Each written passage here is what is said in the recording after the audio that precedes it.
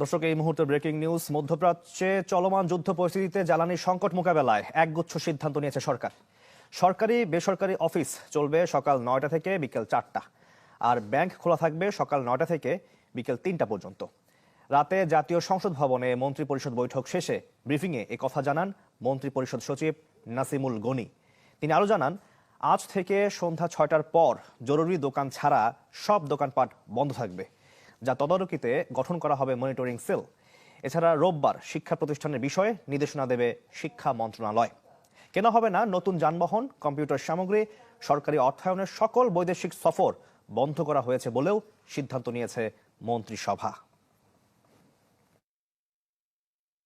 অফিসগুলো আমরা কমিয়ে নিয়ে আসতেছি 1 ঘন্টা করে, 9টার থেকে 4টা পর্যন্ত অফিস চলবে, সকল অফিস।